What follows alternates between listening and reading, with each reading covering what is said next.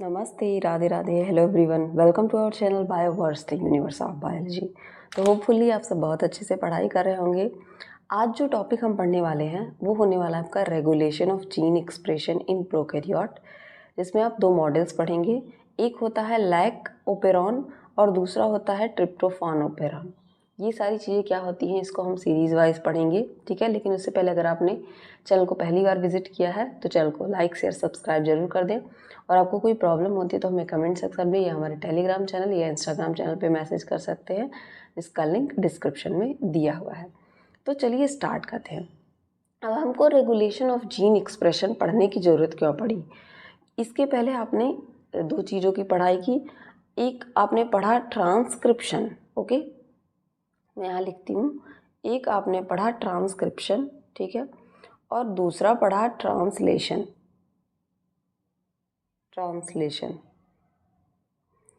Transcription और translation के process में क्या हो रहा था कि डीएनए से क्या बन रहा था, आरएनए बन रहा था, तो उसे हम ट्रांसक्रिप्शन कह रहे थे।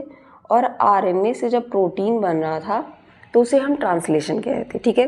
डीएनए से आरएनए बनना ट्रांसक्रिप्शन, आरएनए से प्रोटीन बनना ट्रांसलेशन कहलाता है।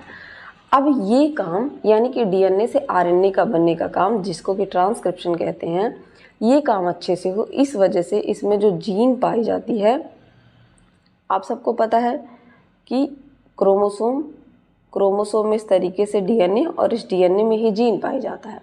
इस जीन का रेगुलेशन अच्छे से किया जाए, मतलब ये जैसे आपने ट्रांसक्रिप्शन का प्रोसेस पढ़ा, ट्रांसलेशन पढ़ा। ट्रांसक्रिप्शन में आपने देखा कि क्या हो रहा था, आरएनए पॉलीमरेज आ रहा था, टीआरएनए आ रहा था, सब कुछ आ रहा था, किस तरीके से वो काम हो रहा था, ठीक है, उसके बारे में आपने पढ़ा। ये सारे प्रोसेसेस हम लोगों को अच्छे से अरेंज हो, इस वजह से हम उसके जीन का रेगुलेशन करते हैं। अब यहाँ पे आपको जीन रेगुलेशन किसका पढ़ना है? प्रोकैरियोट का। तो एक बात आप समझिए, प्रोकैरियोट में हम ये दो चीज़ें पढ़ेंगे और ये हम पढ़ेंगे ट्रांसक्रिप्शन के लेवल पे, ठीक है। ट्रांसक्रिप्शन के लेवल पे पढ़ेंगे, जिसमें हम पढ़ेंगे लैक ओपेरॉन और ट्रिप्टोफान ओपेरॉन। ये चीज़ें यूकैरियोट में बहुत मतलब रेयर होती हैं। यूकैरियोट में रेयर मतलब बहुत कम पाई जाती हैं। जो लैक ओपेरॉन जिसको कि लैक्टोज ओपेरॉन कहते हैं, और टीआरपी ओपेरॉन जिसको कि ट्रिप्टोफान ओपेरॉन कहते हैं, ठीक है। ये रेगुलेशन यूकैरियोट में होता है और ट्रांसक्रिप्शन पे लेवल पे होता है। इसके बाद हम पढ़ेंगे प्रोकैरियोट पे होता है। इसके बाद हम पढ़ेंगे यूकैरियोट का रेगुलेशन। तो यूकैरियोट में मैंने बताया था आपको कि इसका क्या होता है कि सेल में न्यूक्लियस, इसका ट्रांसक्रिप्शन न्यूक्लियस में होता है और ट्रांसक्रिप्शन न्यूक्लियस में, और ट्रांसलेशन कहाँ पे होता है? साइटोप्लाज्म में। तो इसमें क्या होता है, इसमें ट्रांसक्रिप्शन के लेवल पे भी क्या होता है, ये जीन का एक्सप्रेशन देखा जाता है, और ट्रांसलेशन के लेवल पे भी। तो थोड़ा थोड़ा दोनों में डिफरेंस होता है, ठीक है। हम पहले क्या पढ़ेंगे? ट्रांसक्रिप्शन रेगुलेशन पढ़ेंगे किसके? प्रोकैरियोट के लेवल पे। और अगर मैं आपको बता दूं तो रेगुलेशन, अगर जीन के रेगुलेशन की बात करें, जीन रेगुलेशन, ठीक है, तो ये प्रोकैरियोट में और यूकैरियोट में थोड़ा थोड़ा अलग होता है। प्रोकैरियोट में केवल ट्रांसक्रिप्शन लेवल पे होता है, केवल ट्रांसक्रिप्शन, ठीक है। यहाँ मैं ऐसे लिख दे रही हूँ, जिसमें आप लैक ओपेरॉन और टीआरपी ओपेरॉन, ट्रिप्टोफान ओपेरॉन पढ़ेंगे। और वहीं यूकैरियोट की बात की जाए तो यहाँ पे ट्रांसक्रिप्शन, ठीक है, ट्रांसलेशन हर लेवल पे होगा। अभी आप पढ़ेंगे बहुत अच्छे से इसको, ठीक है। ये जो रेगुलेशन होता है इनमें लैक ओपेरॉन वाला अभी आप पढ़ेंगे भी, ये जो लैक और ट्रिप्टोफान ओपेरॉन है, इनका जो रेगुलेशन होता है इसमें दो तरीके की जीन लगती हैं, ठीक है। एक होती है इंड्यूसिबल जीन और एक होती है रिप्रेसिबल जीन। जो इंड्यूसिबल जीन होती हैं वो काम को आगे बढ़ाती हैं, इंड्यूस करती हैं, और ये इसको रोकने का काम करती हैं जो चल रहा है और जिसकी ज़रूरत नहीं है। इसको भी आप पढ़ेंगे, ठीक है। इंड्यूसिबल में लैक आता है आपका, लैक्टोज ओपेरॉन जो है ये इंड्यूसिबल है, और ट्रिप्टोफान ओपेरॉन क्या है? ये रिप्रेसिबल है, ठीक है। तो इस तरीके से इनका प्रोसेस होता है। चलिए एक एक करके हम पढ़ेंगे, ठीक है। जीन रेगुलेशन कैसे होता है, इस तरीके से जीन को रेगुलेट किया जाता है। एक स्ट्रक्चर आप अगर लैक ओपेरॉन की देख लें, ओपेरॉन मॉडल की, ठीक है, तो कुछ इस तरीके का जीन होता है। ये आपका जीन है, ठीक है, ये आपका जीन है, ठीक है, ये जीन है। इसमें आपने ट्रांसक्रिप्शन में पढ़ा भी था, इसमें ये रेगुलेटरी रीजन पाया जाता है, रेगुलेट करता है, डीएनए है। प्रमोटर रीजन पाया जाता है जहाँ पे बाइंडिंग होती है, कोई भी चीज़ आके यही प्रमोटर पे बाइंड करता है। ऑपरेटर रीजन होता है। स्ट्रक्चरल जीन होते हैं। ये स्ट्रक्चरल जीन आप देखेंगे ओपेरॉन में अलग होगा, ZYA, और ट्रिप्टोफॉन में अलग होगा, कई सारे ABCD ऐसे होंगे, ठीक है। तो इस तरीके से होता है, पहले ट्रांसक्रिप्शन होगा तो mRNA बनेगा, उसके बाद ट्रांसलेशन होगा तो प्रोटीन बनेगा। और ये जो प्रोसेस हो रहे हम पढ़ने वाले हैं, लैक ओपेरॉन और ट्रिप्टोफॉन ओपेरॉन, वो किस लेवल पे है, ट्रांसक्रिप्शन के लेवल पे जीन का रेगुलेशन पढ़ने वाले। तो होपफुली इतनी चीज़ें आपको समझ में आ गई होंगी। चाहे तो इसका स्क्रीनशॉट ले लीजिएगा। रेगुलेशन ऑफ जीन एक्सप्रेशन की बात करें प्रोकैरियोट्स में तो 2 होता है। लैक का मतलब होता है, अभी मैं इसको डिटेल में बताऊंगी। इसेंशियल क्यों होता है, सर्वाइवल और अडाप्टेशन के लिए डिफरेंट इन्वायरमेंट में। जो जीन है उसको कैसा भी सेल में इन्वायरमेंट मिले, कभी सॉल्टी हो जाए, कभी कोई भी मतलब कंसंट्रेशन हो जाए सेल का, आप सबको पता है सेल में बहुत सारी चीज़ें पाई जाती हैं, उसका वेरी करता रहता है। तो उस चीज़ में सर्वाइव करने के लिए इसके लिए ये ज़रूरी है। ये क्या होते हैं, प्रोकैरियोट सेल की अगर बात करें तो इनमें मेम्ब्रेन बाउंड न्यूक्लियस नहीं पाया जाता। आप सबको पता है प्रोकैरियोट का मतलब होता है प्रिमिटिव न्यूक्लियस, थोड़ा बहुत ऐसे न्यूक्लियस लाइक स्ट्रक्चर पाया जाता है, न्यूक्लियस नहीं पाया जाता अच्छे से मेम्ब्रेन बाउंड। जैसे न्यूक्लियस डबल मेम्ब्रेनस होता है, पेरी न्यूक्लियस स्पेस होती है, न्यूक्लियर पोर होता है, ये सारी चीज़ें इसमें नहीं पाई जाती हैं, ठीक है। तो इस वजह से इनका रेगुलेशन जो है प्राइमरी लेवल पे, ट्रांसक्रिप्शन लेवल पे ज़रूरी होता है कि इनको अच्छे से सही देखा जाए हम लोग, ताकि गड़बड़ी ना हो कोई, ठीक। आपको ये समझ में आ गया होगा। अब हम पढ़ेंगे ऑपेरॉन्स पाए जाते हैं, ठीक है, कुछ इसमें स्ट्रक्चर पाए जाते हैं, उसको हम एक एक करके देखेंगे फिर पढ़ेंगे। ऑपेरॉन्स क्या होते हैं, प्रोकैरियोटिक जीन क्या होते हैं, often organized into operons which are cluster of gene transcribed as a single mRNA molecule। ये क्या होते हैं, क्लस्टर ऑफ जीन होते हैं। क्लस्टर ऑफ जीन का मतलब ओपेरॉन। ओपेरॉन क्या होते हैं, क्लस्टर ऑफ जीन होते हैं। ये आपको ओपेरॉन दिखाया जा रहा है जिसमें promoter gene, operator gene, promoter gene, operator gene और स्ट्रक्चरल जीन पाई जाती है, जो ट्रांसक्रिप्शन के थ्रू किसको, डीएनए को किस में कन्वर्ट करते हैं, mRNA मैसेंजर आरएनए में कन्वर्ट करते हैं। यही बात बोली गई है। ये जो इनका रेगुलेशन है, एक्सप्रेशन जो है किसके द्वारा रेगुलेट किया जाता है, सिंगल प्रमोटर और ऑपरेटर रीजन के द्वारा, ठीक है। ऑपरेटर जो है बाइंडिंग साइट होते हैं रिप्रेसर प्रोटीन के लिए, that can block transcription when bounded. यहाँ पे अभी आप देखेंगे ये जो ऑपरेटर रीजन है, अगर यहाँ आके रिप्रेसर प्रोटीन, दो जीन मैंने बताई, इंड्यूसिबल और रिप्रेसर का मतलब दबाने वाला जीन जो बंद करेगा काम को, अगर ये आके बाइंड हो गया तो ये ट्रांसक्रिप्शन का प्रोसेस नहीं होगा, ठीक है। और इसका एक एग्जाम्पल है, आप इस सर्चिया कोलाई, ई कोलाई में पढ़ेंगे, जो कि एक बैक्टीरिया है, प्रोकैरियोट है, उसमें मेटाबॉलिज्म ऑफ लैक्टोज, ठीक है। कुछ ट्रांसक्रिप्शनल फैक्टर्स लगते हैं, वो ट्रांसक्रिप्शनल फैक्टर भी आपने ट्रांसक्रिप्शन में पढ़ा है। प्रोमोटर रीजन के नियर में क्या होता है, सीक्वेंस पाए जाते हैं डीएनए के, आपने पढ़ा था साइन डेलगार्डनो सीक्वेंस, ठीक है। टारगेट जीन होते हैं, यहाँ पे एक्टिवेटर और रिप्रेसर होता है, एक्टिवेटर एक्टिवेट करता है, रिप्रेसर उनको रोकता है। ये भी आपने ट्रांसक्रिप्शन में पढ़ा था। अगर ट्रांसक्रिप्शन की वीडियो आपने नहीं देखी है तो आपको ये बिल्कुल नहीं समझ में आएगा, उसको जाकर पहले देखिए तभी आपको समझ में आएगा। एक्टिवेटर क्या होते हैं, प्रमोट करते हैं आरएनए पॉलीमरेज को, आपको पता था इस तरीके से ट्रांसक्रिप्शन होता है, यहाँ पे आरएनए पॉलीमरेज आके बाइंड करता है, ठीक है। और ये क्या करता है, initiation of transcription where as repressor prevent.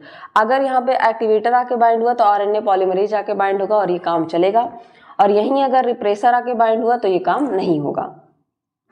Binding of transcription factor is often influenced by small molecule और ions allowing cell to respond to the environment cues, ठीक है। यहाँ पे कुछ आयन भी इसके लिए हेल्प करते हैं, जैसे मैग्नीशियम, कैल्शियम आयंस होते हैं, उस तरीके से कुछ आयन भी इसके बाइंडिंग में हेल्प करते हैं। इन्वायरमेंट उस टाइम किस तरीके का है, हॉट है, कोल्ड है, मतलब समझ रहे, मैं एक एग्जांपल दे रही हूँ, उस टाइम सेल का इन्वायरमेंट किस तरीके से, उसके हिसाब से, ठीक। दो तरीके की जीन मैंने बताए थे, इंड्यूसिबल सिस्टम और रिप्रेसिबल सिस्टम। इंड्यूसिबल जीन क्या होते हैं, ये टिपिकली ऑफ होते हैं बाय डिफॉल्ट, मतलब हमेशा बंद रहेंगे, ठीक। जब इनको ज़रूरत होगी तभी ये क्या होते हैं, टर्न ऑन होते हैं, शुरू होते हैं जब इनको एनवायरनमेंट से सिग्नल मिलेगा कि अब तुम्हारी ज़रूरत है, अब तुम शुरू हो, तब आप देखेंगे इनकी ज़रूरत होगी। जैसे लैक ऑपेरॉन की बात करें, लैक्टोज ऑपेरॉन, तभी ये सेल में चलता है जब सेल में ग्लूकोज की कमी होती है, ठीक है। ग्लूकोज कम मात्रा में पाया जाओ तब लैक्टोज को एज अ ग्लूकोज यूज़ किया जाता है, क्योंकि लैक्टोज जो है ग्लूकोज और गैलेक्टोज से मिलकर बना होता है, तोड़ के इसका ग्लूकोज यूज कर लिया जाता है, ठीक है। यही बात यहाँ पे बोली गई है। रिप्रेसिबल क्या होते हैं, टिपिकली बाय डिफॉल्ट ये क्या होते हैं, ऑन होते हैं, ठीक है।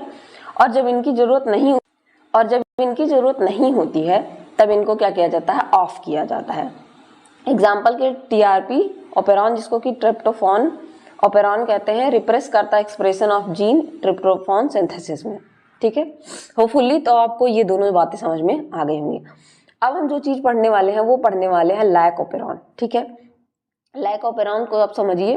ऑपेरॉन मैंने बताया, ऑपेरॉन क्या होता है, ऑपेरॉन जो होते हैं वो स्ट्रक्चर ऑफ जीन होते हैं, क्लस्टर ऑफ जीन, जिसमें आपने ऑपरेटर, ठीक है, प्रमोटर, ऑपरेटर और स्ट्रक्चरल जीन पढ़े। स्ट्रक्चरल जीन में भी ZYA पढ़ेंगे आप इसमें, ये सीरीज यही होता है, जया से आप याद रखते हैं ZYA, ये सीरीज यही होता है। कभी कभी पूछ लेता है कितने पाए जाते हैं, 3 होते हैं, ठीक है।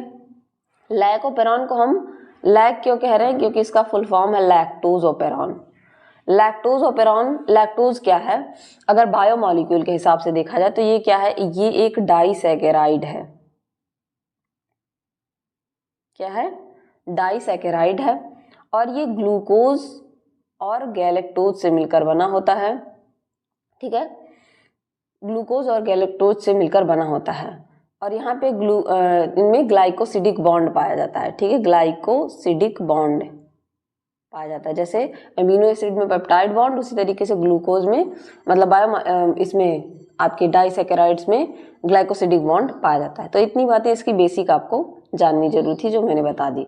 लैक ऑपेरॉन और ट्रिप्टोफॉन ऑपेरॉन क्या है, क्लासिक एग्जांपल है जीन रेगुलेशन के प्रोकैरियोट में, specially E coli. E coli को हम इश्चरचिया कोलाई कहते हैं, जो कि एक क्या है, एक बैक्टीरिया है, ठीक है। इसमें बताया गया है कि कैसे जो है मेटाबॉलिज्म को जो जीन कंट्रोल करते हैं इन्वायरमेंटल कंडीशन के रिस्पॉन्स में, ठीक है। फंक्शन क्या है लैक ऑपेरॉन का, मेटाबॉलिज्म को कंट्रोल करते हैं लैक्टोज के ई कोलाई में, ठीक है। और इसका यूज कब किया जाता है, जब बैक्टीरिया की सेल में इन्वायरमेंटल कंडीशन में किया जाता है, जब इन्वायरमेंटल कंडीशन अलग आता है, तो जब यहाँ ग्लूकोज क्या होगा, कम होगा, लो होगा, इसका मतलब होगा डिक्रीज, तो इसकी जगह पे हम बैक्टीरिया लैक्टोज का यूज करते हैं, ठीक है। अब आपको मैंने बताया था यहाँ पे 3 रीजन पाए जाते हैं, इस 3 रीजन को आप ऐसे देख लीजिए। यहाँ पे प्रमोटर रीजन, ठीक है, इस तरीके से ये सेल पाई जा रही है। ऑपरेटर रीजन, ये प्रमोटर हो गया, ऑपरेटर रीजन हो गया। यहाँ पे स्ट्रक्चरल जीन, ये स्ट्रक्चरल जीन हो गया, जिसमें ZYA, lac Z, lactose Z, lactose Y, lactose A, ठीक है। आरएनए पॉलीमरेज आके बाइंड करेगा, जब इसको स्टार्ट होना होगा, रिप्रेसर बाइंड करता है इसको रोकने के लिए। 2 चीजें होती हैं, ठीक है। यहाँ पे देखिए, अगर यहाँ पे क्या होगा, ये हमेशा एक्टिव होता है, ठीक। तो अगर यहाँ पे ये हमेशा एक्टिव है तो इससे रिप्रेसर अगर आके बाइंड हो गया, ठीक है, हमेशा एक्टिव है, काम चल रहा है, तो अगर आके इससे रिप्रेसर बाइंड हो गया, इसका रिप्रेसर यहाँ से हट गया, ठीक है, रिप्रेसर इसको रोक के रखता है, ठीक है। और अगर इसको काम करना है, इस रिप्रेसर को आप देख रहे हैं इस तरीके से बना हुआ है यहाँ पे, और यहीं पे आके फिट हो जाएगा, जैसे यहाँ पे फिट है। तो अगर इसको हटा दिया जाता है तो ये अपना काम करता है, मतलब लैक जेड क्या करेगा, बीटा गैलेक्टोज बनाएगा, ठीक है, लैक वाई बनाएगा अपना प्रोटीन, और लैक ए क्या बनाएगा, ट्रांस एसिटाइलेज बनाएगा, ठीक है। इस तरीके से इनका काम चलेगा, ठीक। लैक ऑपेरॉन, लैक्टोज ऑपेरॉन जो कि रेगुलेटरी जीन है, इसके ऑपरेटर रीजन से आके बाइंड करेगा, किससे, ऑपरेटर रीजन से। और यही जब काम नहीं होता है, जब लैक्टोज एब्सेंट होता है, तो इससे रिप्रेसर आके बाइंड कर देता है और ये काम बंद हो जाता है। अब काम किसी वजह से होगा, ग्लूकोज से। ये तब हो रहा था जब ग्लूकोज एब्सेंट था और लैक्टोज की जरूरत थी, ठीक है। तो आपको होपफुली समझ में आ गया होगा कि बंद कब होता है और शुरू कब होता है, सारी चीज़ें आपको समझ में आ गई होंगी। ठीक है, 3 चीज़ें इसमें कंपोनेंट पाए जाते हैं। फंक्शन मैंने आपको बता दिया, मेटाबॉलिज्म किसका करता है, लैक्टोज का। प्रमोटर रीजन पाया जाता है, ये एक डीएनए सीक्वेंस होता है जहाँ पे आरएनए पॉलीमरेज बाइंड करता है और ट्रांसक्रिप्शन स्टार्ट होगी। यहाँ पे आके आपका आरएनए पॉलीमरेज ये देखिए आके बाइंड होगा और ट्रांसक्रिप्शन स्टार्ट हो जाएगा। उसके बाद पाया जाता है ऑपरेटर सीक्वेंस। ठीक है, एक बात और आप जानते चलिए, ये क्या है, अपस्ट्रीम रीजन होता है, जो आगे का रीजन होता है उसको हम स्ट्रीम रीजन कहते हैं और इसको डाउन स्ट्रीम रीजन कहते हैं। ठीक है, डाउन स्ट्रीम रीजन। तो जो आपका प्रमोटर और ऑपरेटर होता है वो अपस्ट्रीम रीजन में पाया जाता है और जो स्ट्रक्चरल जीन है वो डाउन स्ट्रीम रीजन में पाया जाता है। ठीक है, इतनी बातें भी आप थोड़ा बहुत याद रखते चलिए। ऑपरेटर डीएनए क्या है, डीएनए सीक्वेंस है एडजेसेंट टू प्रमोटर, प्रमोटर के जस्ट बगल में पाया जा रहा है जहां पर रिप्रेसर प्रोटीन आके बाइंड करता है जब इसकी जरूरत नहीं होती है।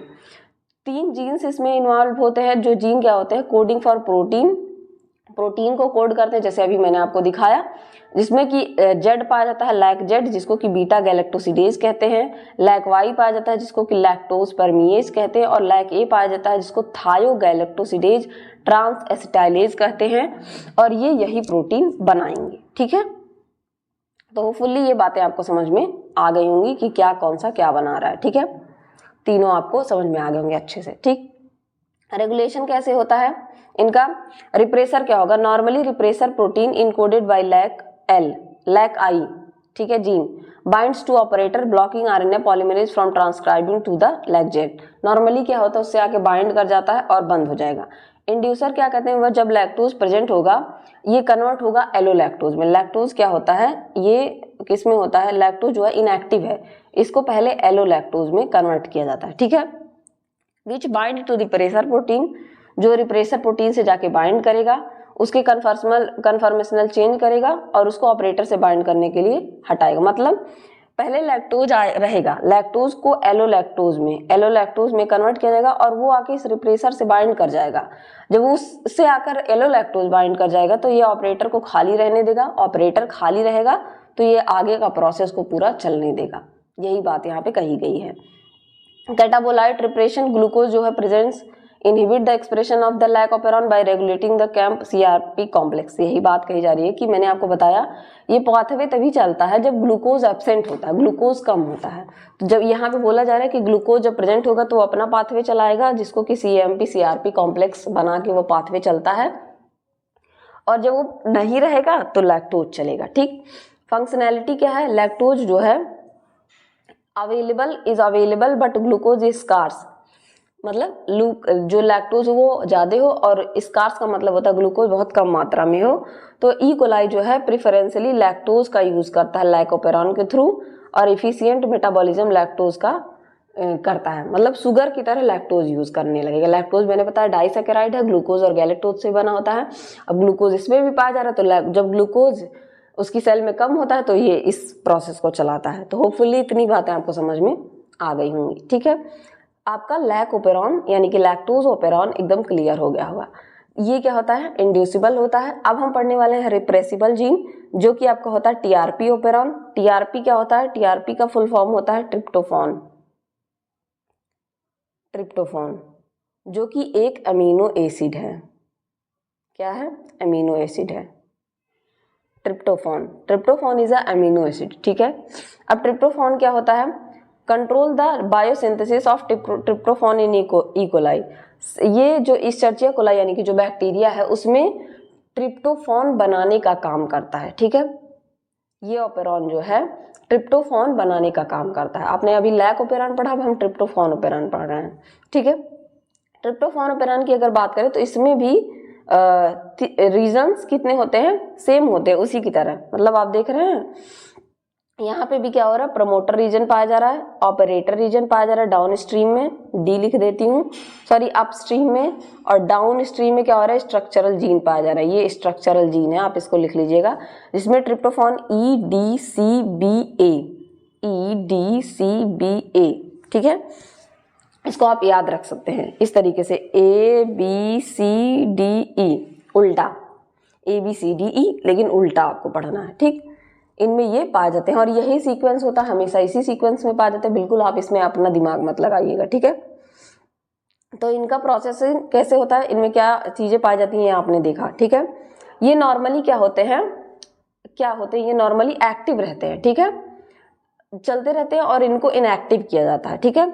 जब ये एक्टिव रहेंगे तो इनएक्टिव रहेंगे तो रिप्रेसर आके इनसे बाइंड करेगा और आरएनए पॉलीमरेज को रोक देगा, और जब काम होता है तो रिप्रेसर को हटा दिया जाता है और इनका प्रोसेस चलने लगता है। ट्रिप्टोफान का प्रोसेस चलेगा, ऑपेरान डिप्रेस्ड रहेगा, मतलब इनएक्टिव रिप्रेसर इनएक्टिव रहेगा, तो ये अपना क्या करेंगे, जो भी प्रोटीन इनको बनाना है बनाएंगे, ठीक है। समझते हैं हम एक एक करके। कंपोनेंट्स प्रमोटर पाए जाते हैं, डीएनए सीक्वेंस होते हैं जहाँ पे आरएनए पॉलीमरेज आके बाइंड करेगा और इनिशिएट करेगा प्रोसेस को। ऑपरेटर क्या होते हैं, डीएनए सीक्वेंस होते हैं जहाँ रिप्रेसर आके बाइंड करेगा, यहाँ पे इस तरीके से, यहाँ ऑपरेटर से, ये देखिए ऑपरेटर से यहाँ रिप्रेसर आके बाइंड कर रहा है जो इसको दबाएगा, काम नहीं होने देगा, ठीक, और ट्रांसक्रिप्शन को रोक देता है, ठीक है, रेगुलेट करता है। जीन्स इनमें कितनी पाई जाती हैं, जीन कोडिंग एंजाइम कितने होते हैं, ट्रिप्टोफान में 5 होते हैं, ABCDE, लेकिन उल्टा ABCDE, ठीक है। रेगुलेशन कैसे होता है, रिप्रेसर जो होता है नॉर्मली रिप्रेसर प्रोटीन जिसको कि ट्रिप्टोफान TRPR इनकोड करता है, यह ऑपरेटर से बाइंड करेगा और आरएनए पॉलीमरेज को क्या होगा, रोक देगा कि ये ट्रांसक्रिप्शन ना हो। को रिप्रेसर आता है, ट्रिप्टोफान एक्ट एज अ को रिप्रेसर, ट्रिप्टोफान क्या करेगा, को रिप्रेसर की तरह एक्ट करेगा, मतलब ये रिप्रेसर प्रोटीन से जाकर बाइंड करेगा, उसके स्ट्रक्चर को चेंज कर देगा और फिर ये अलाउ करेगा कि ऑपरेटर से ये जाके बाइंड ना हो। यहाँ आप देख रहे हैं जब इसको शुरू होना होगा तो इस रिप्रेसर प्रोटीन से आके ट्रिप्टोफान बाइंड करेगा, अब इसका स्ट्रक्चर चेंज हो जाएगा। मान लीजिए ये पहले इस तरीके से था और ये बाइंड करके रखा था यहाँ पे, अब इससे आके यहाँ पे इस तरीके से ट्रिप्टोफान बाइंड करेगा, ये इस तरीके से हो जाएगा, अब ये बाइंड ही नहीं कर पाएगा। मतलब आपका जो मतलब इस तरीके से आप देखते हैं आपके घरों में कील गड़ी है, अगर वो इस तरीके से ना हो तो आप इसमें सामान टांग नहीं पाएंगे, सीधी हो इस तरीके से हो, मतलब ऐसे उल्टी हो तो आप उसमें टांग पाएंगे नहीं। तो उसी तरीके से अगर इनका स्ट्रक्चर चेंज कर दिया जाता है तो ये रिप्रेसर जाके ट्रिप्टोफान ऑपरेटर से बाइंड नहीं करेगा और अपना प्रोसेस चलेगा, यही बात यहाँ पे बोली गई है। एटीन्यूएशन क्या होता है, attenuation in addition to transcriptional control, tryptophan जो है also regulated by attenuation, attenuation के द्वारा छीड़न जिसको कहते हैं उसके द्वारा रेगुलेट होता है, जहाँ पे जो ट्रांसक्रिप्शन है can be prematurely terminated based on availability of tryptophan and relative abundance of charge tRNA. कभी कभी क्या होता है, एटीन्यूएशन का प्रोसेस होता है जिसमें जो ट्रांसक्रिप्शन है उसको प्रीमेच्योरली, मतलब अभी बना भी नहीं, उसको टर्मिनेट कर दिया जाता है, रोक दिया जाता है। ये बात डिपेंड करती है कि ट्रिप्टोफान कितना है और उसके लिए टीआरएनए कितना है। अवेलेबिलिटी मतलब ट्रिप्टोफान अगर अवेलेबल नहीं है, उसके लिए टीआरएनए अवेलेबल नहीं है, तो इस चीज को रोक दिया जाता है। तो होपफुली इतनी बातें आपको समझ में आ गई होंगी कि यहाँ पे क्या बोला जा रहा है, ठीक है। ट्रिप्टोफान किस तरीके से काम करता है, लैकोपेरॉन, और वो रोक दिया जाता है जब वो काम नहीं करता है। तो होपफुली दोनों चीजें आपको लैकोपेरॉन और ट्रिप्टोफानोपेरॉन समझ में आ गया होगा। ट्रांसक्रिप्शनल लेवल पे होता है, प्रोकैरियोट में होता है। अब हम पढ़ने वाले हैं यूकैरियोट में जीन रेगुलेशन, ठीक है। यूकैरियोट में जीन रेगुलेशन पढ़ेंगे, पहले हम पढ़ेंगे ट्रांसक्रिप्शन के लेवल पे जीन रेगुलेशन, उसके बाद ट्रांसलेशन के लेवल पे। आज हम पढ़ेंगे ट्रांसक्रिप्शन के लेवल पे, ठीक है। तो जीन रेगुलेशन अगर यूकैरियोट की बात की जाए तो ये क्या होते हैं, हाईली रेगुलेटेड होते हैं। क्या होते हैं, हाईली रेगुलेटेड प्रोसेस होते हैं जो कि मल्टीपल लेवल पे होते हैं, और ये क्या करते हैं, अलाउ करते हैं कि इंटरनल और एक्सटर्नल सिग्नल जो है मेंटेन रहे बॉडी के अंदर, होम्योस्टैसिस मेंटेन रहे, और इसमें डिफरेंशिएशन हो, जो भी काम होने, डेवलपमेंट का काम होना है, वो सारी चीजें आप सबको पता है, सारी चीजें जीन रेगुलेट करती हैं, ठीक है। चाहे वो मेटाबॉलिज्म हो, आप देखेंगे राइबोसोम बन रहा है, ट्रिप्टोफान बन रहा है, सब जीन के द्वारा ही बन रहा है, ठीक है। तो ये सारी चीजें अच्छी से चलती रहें, यही बात यहाँ पे बोली गई है। आप देखेंगे तो यूकैरियोट में मैंने आपको बताया था, यहाँ पे डायग्राम बहुत अच्छे अच्छे मैंने दे रखे हैं, तो अगर डायग्राम आप देखेंगे तो आपको बहुत अच्छे समझ में आएगा। इस तरीके से सेल होता है, बाहर से सिग्नल आता है, ठीक है। न्यूक्लियस है यहाँ पे, न्यूक्लियस में क्या हो रहा है, ट्रांसक्रिप्शन का प्रोसेस हो रहा है, ठीक है। बाहर से सिग्नल आया क्रोमेटिन के पास, क्रोमेटिन डीएनए में चेंज हुआ, डीएनए से क्या बना, आरएनए बना, आरएनए से एमआरएनए, फिर उसके देख रहे हैं यहाँ पे आरएनए यहाँ पे बन तो गया, लेकिन इसके बाद यहाँ पे क्या हो रही है, इसकी कैपिंग की जा रही है, इसमें टेल लगाए जा रहे हैं, इसमें जो एक्सॉन और इंट्रॉन थे, ठीक है, तो इसमें से क्या किया जा रहा है, एंट्रॉन को हटाया जा रहा है, एंट्रॉन नॉन कोडिंग रीजन होते हैं उसको हटाया जा रहा है, तो ये सब मॉडिफिकेशन किया जा रहा है। तो ये मॉडिफिकेशन हो गया ट्रांसक्रिप्शन के लेवल पे। फिर तब इसको कहाँ पे भेजा जाता है, डीएनए के पास भेजा जाता है। फिर इस डीएनए के साइटोप्लाज्म में भेजा जाता है। और उसके बाद भी इसमें क्या होती है, यहाँ पे आप देख रहे हैं प्रोसेसिंग होती है, ठीक है, ये प्रोसेसिंग होती है, उसके बाद ट्रांसलेशन होता है। तो यही चीज आपको पढ़नी है कि यहाँ ये दो चीज हुआ, ये कैसे हुआ और यहाँ प्रोसेसिंग कैसे होगी। जीन रेगुलेशन में यही पढ़ना है, बाकी तो आपने ट्रांसक्रिप्शन और ट्रांसलेशन पढ़ रखा है, ठीक। तो होपफुली ये बातें आपको समझ में आ गई होंगी डायग्राम को देखकर। डायग्राम तो मैंने इतने अच्छे लिए हैं कि काश मुझे ऐसा पढ़ाया गया होता तो अब तक मेरा बहुत अच्छा और मैं और कुछ कर रही होती।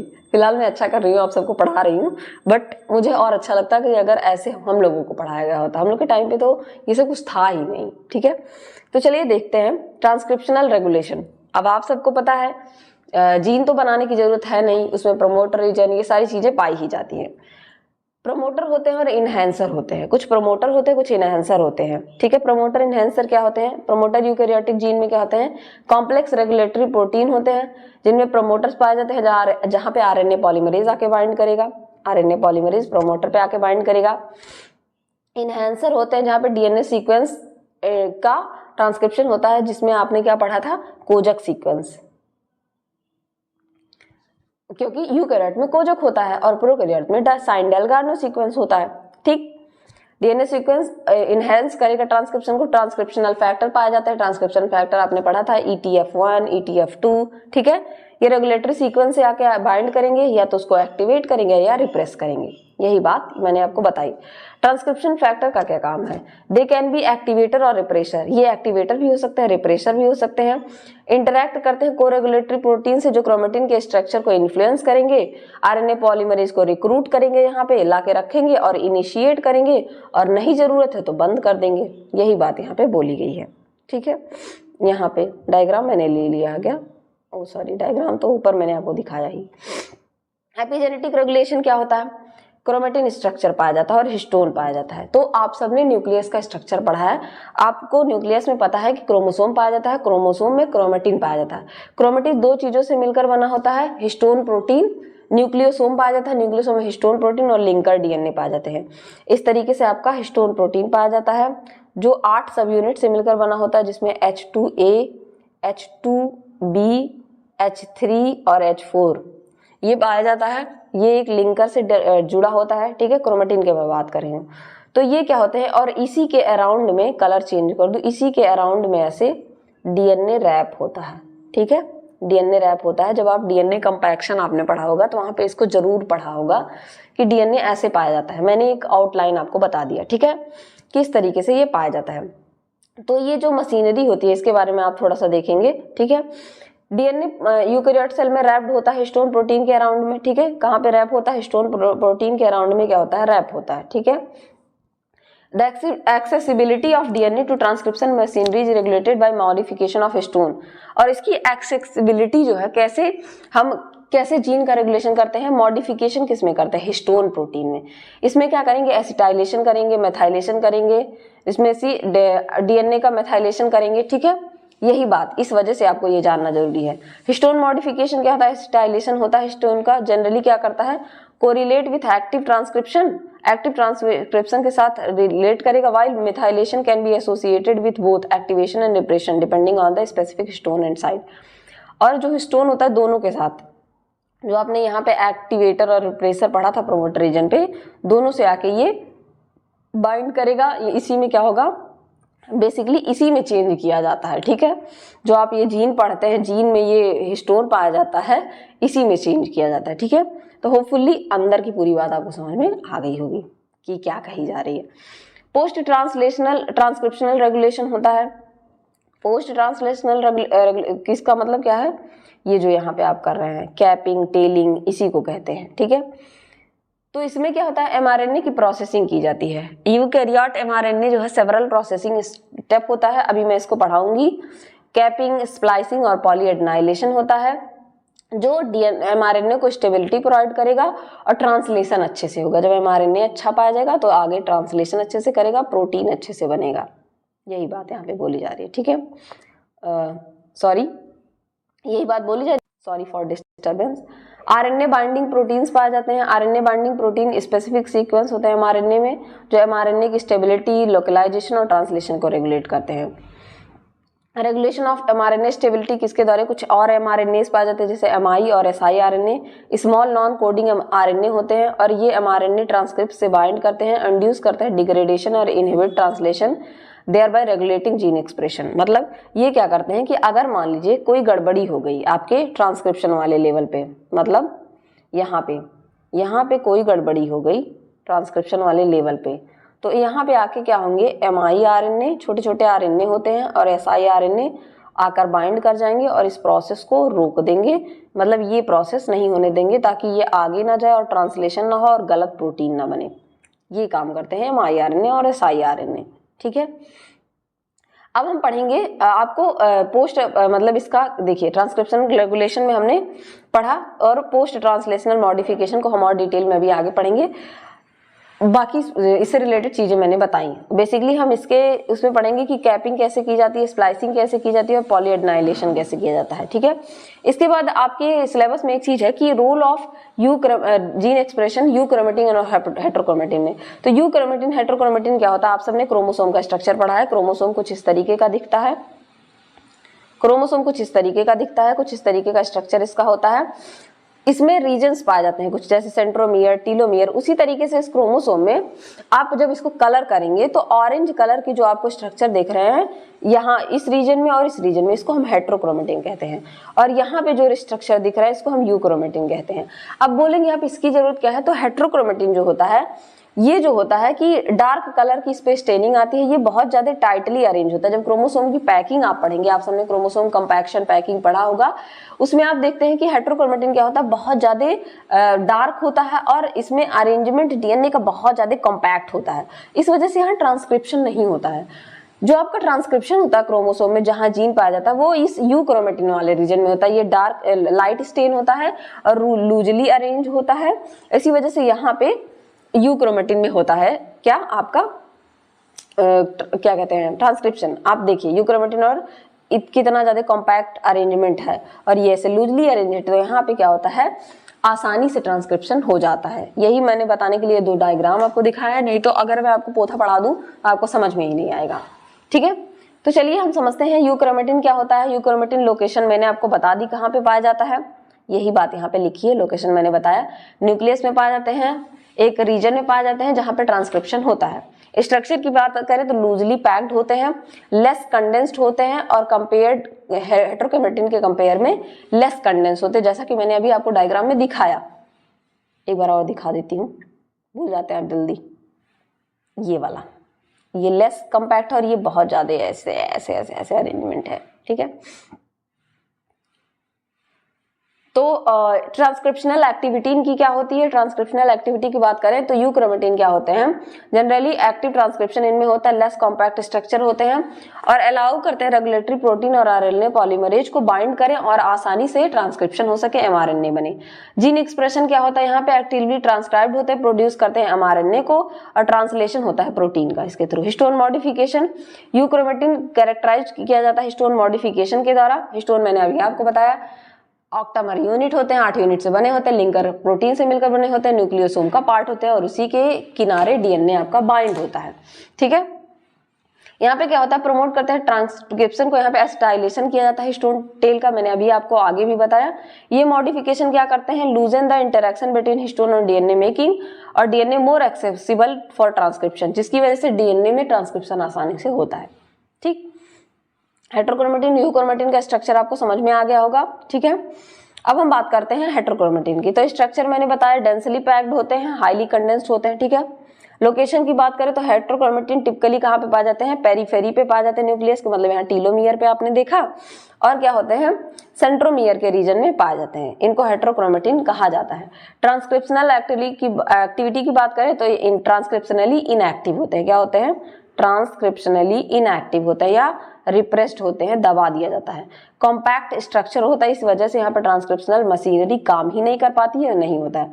जीन साइलेंसिंग में हेल्प करते हैं। जीन साइलेंसिंग, साइलेंट करना किसी को मतलब चुप करना, बंद करना। ठीक है, आपको कहा जाता है कीप साइलेंट, वो बंद रखिए, शोर मत करिए क्लास में, ठीक है। वैसे आप सब तो बड़े बच्चे हैं, आप सब क्लास में शोर नहीं करते होंगे जब आपके प्रोफेसर पढ़ाते होंगे। Gene silencing with in heterochromatin are usually silenced और एक्सप्रेस्ड एट लो लेवल, बहुत कम लेवल पे एक्सप्रेस होते हैं। This repression is achieved through various mechanism including histone modification और डीएनए मिथाइलेशन। इसको बंद बहुत तरीके से किया जाता है, हिस्टोन में मॉडिफाई करके इसको बंद कर दिया जाता है, डीएनए मिथाइलेशन करके बंद कर दिया जाता है। हिस्टोन मॉडिफिकेशन, इसमें क्या होता है, हेटेरोक्रोमेटिन में हिस्टोन मॉडिफिकेशन क्या करता है, प्रमोट कर देता है कंपैक्शन को, ट्रांसक्रिप्शनल रिप्रेशन करता है और हिस्टोन मिथाइलेशन या डिस्टाइलेशन के द्वारा इसको किया जाता है। तो होपफुली इतनी चीजें आपको समझ में आ गई होंगी। तो आज के लेक्चर में हमें बस इतनी चीजें पढ़नी थी। कल के लेक्चर में फिर हम देखेंगे कि किस तरीके से ट्रांसलेशन के लेवल पे यूकैरियोट में क्या होता है, आपका रेगुलेशन जीन का होता है। होपफुली ये सारी चीजें आपको बहुत अच्छे से समझ में आएंगी। नहीं समझ में आएंगी तो एक बार लेक्चर और देखिए, 2 बार देखिए, आपको बहुत अच्छे से समझ में आ जाएगा। तब तक के लिए पढ़ते रहिए। Thank you everyone.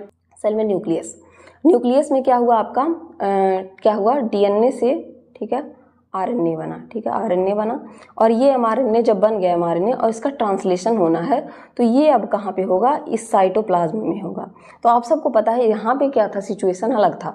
और जो मैंने आपको एग्जांपल दिया शिमला वाला कि अब यूपी से शिमला जा रहे हैं तो कपड़े लेकर जाएंगे, वूलन कपड़े, तो वही अब इसकी क्या होगी, प्रोसेसिंग की जाती है। ये प्रोसेसिंग ट्रांसक्रिप्शन की केवल यूकैरियोट में होती है। आप हमेशा एक बात याद रखिएगा, ये हमेशा यूकैरियोट में होगी, क्योंकि प्रोकैरियोट में इसकी जरूरत नहीं पड़ती है, क्योंकि प्रोकैरियोट में सारा काम साइटोप्लाज्म में होता है।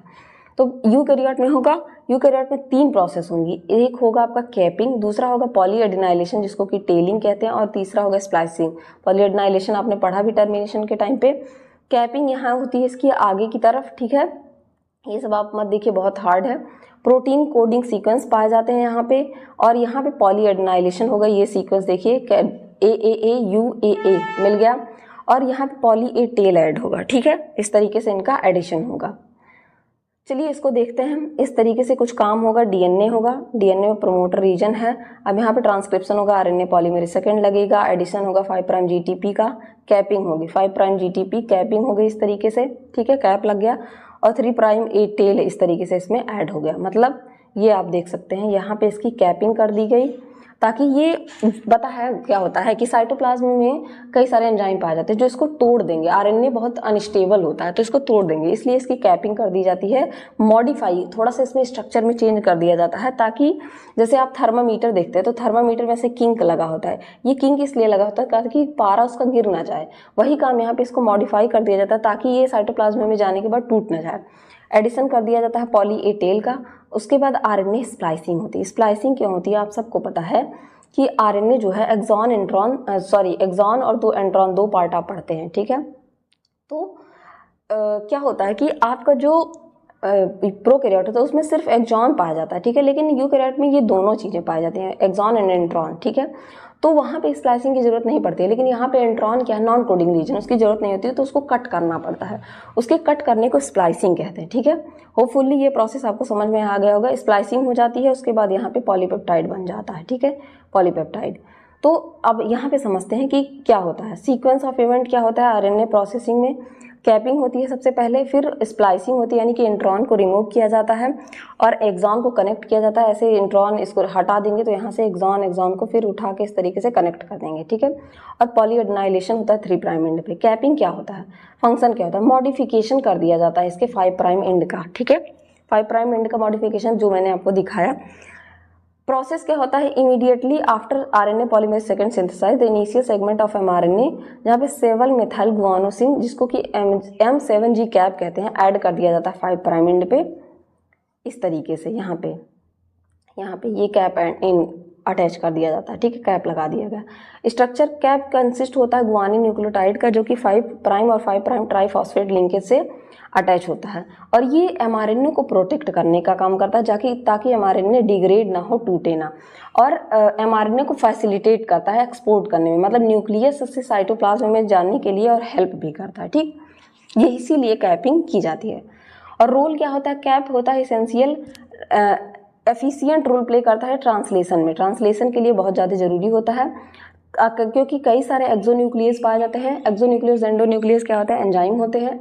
ये कटिंग क्लीविंग एंजाइम कहते हैं, सीजर, मॉलिकुलर सीजर कहते हैं इनको, कैंची कहते हैं हमारी बायोलॉजी का, ठीक है, वो कट कर देंगे, उनसे बचाने के लिए ये काम किया जाता है कैपिंग।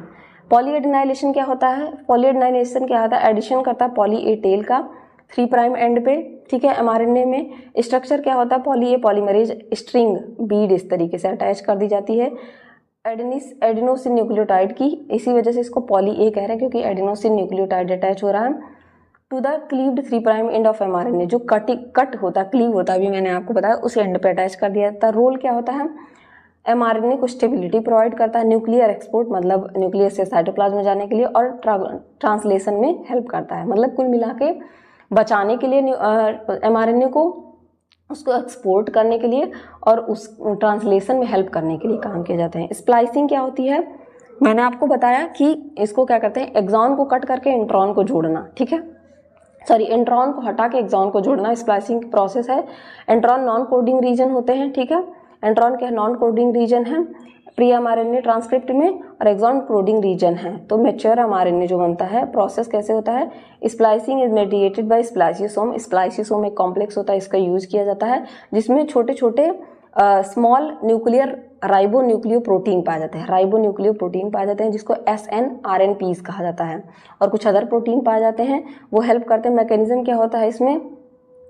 इंट्रॉन को एक्सॉन से अलग कर दिया जाता है, फिर कट करके एक्सॉन को जोड़ दिया जाता है, ठीक है। इंपॉर्टेंस क्या है? स्प्लाइसिंग जो है क्रूशियल होता है प्रोटीन की डाइवर्सिटी के लिए, इसकी वजह से प्रोटीन अलग अलग होते हैं, जीन एक्सप्रेशन में हेल्प करता है और प्रॉपर फंक्शन ट्रांसलेशन में हेल्प करता है। तो होपफुली आपको तीनों प्रोसेस समझ में आ गए होंगे कि क्यों जरूरत पड़ी कैपिंग की, क्यों जरूरत पड़ी पॉलीएडिनाइलेशन की, क्यों जरूरत पड़ी स्प्लाइसिंग की यूकैरियोट में। प्रोकैरियोट में इसकी जरूरत नहीं थी, तो ये काम नहीं हुआ।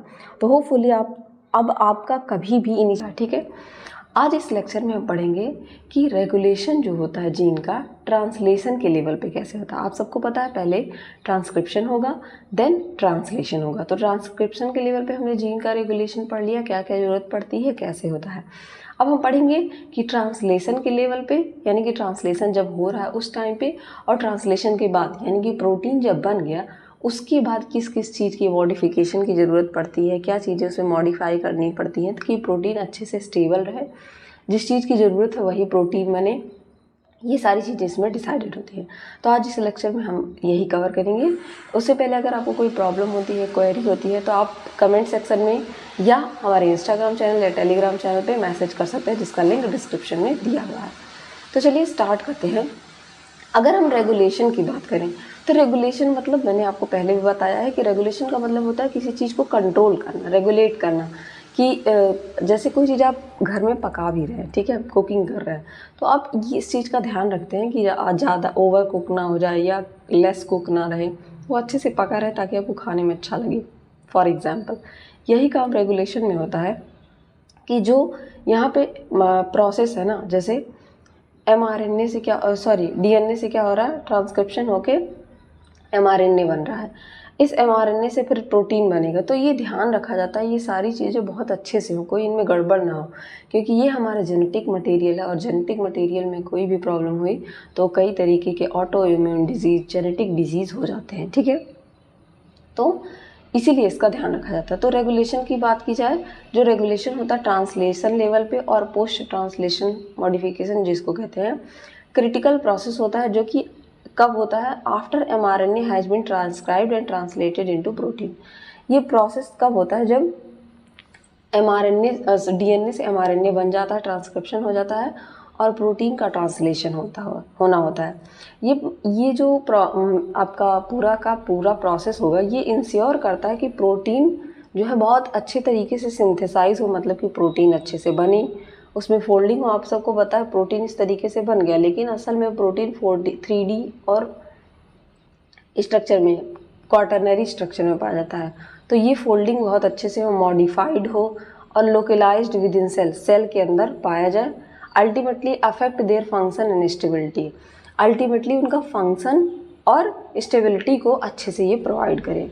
मतलब पूरा इंश्योर करना कि जो है प्रोटीन बना अच्छे से, उसकी फोल्डिंग अच्छे से हुई, उसमें मॉडिफिकेशन जो भी आपको करना था वो अच्छे से हुआ। अभी आप मॉडिफिकेशन पढ़ेंगे जिसमें आप एसिटाइलेशन, मिथाइलेशन, ये सारे मॉडिफिकेशन पढ़ेंगे कि क्यों किया जाता है, कैसे किया जाता है, और अल्टीमेटली प्रोटीन फंक्शन से अच्छे से करे और स्टेबल रहे। मतलब प्रोटीन की अगर एक बार फोल्डिंग हो गई तो ऐसा नहीं कि हमेशा ये खुल जाए, इसी वजह से इसमें मॉडिफिकेशन किया जाता है, फोल्डिंग अच्छे से हो जाए और सही फोल्डिंग हो, क्योंकि मिसमैच फोल्डिंग होती है तो उसकी वजह से आपको कई सारे अल्जाइमर्स डिजीज ये प्रोटीन की मिस फोल्डिंग की वजह से ही होते हैं। ठीक, तो इन सब का ध्यान रखा जाता है। यहाँ पे एक डायग्राम मैंने दिखाया है कि यहाँ पे मान लीजिए यहाँ ख़त्म करिए आप, ट्रांसक्रिप्शन हो गया, अब क्या हो रहा है, ट्रांसलेशन होना है।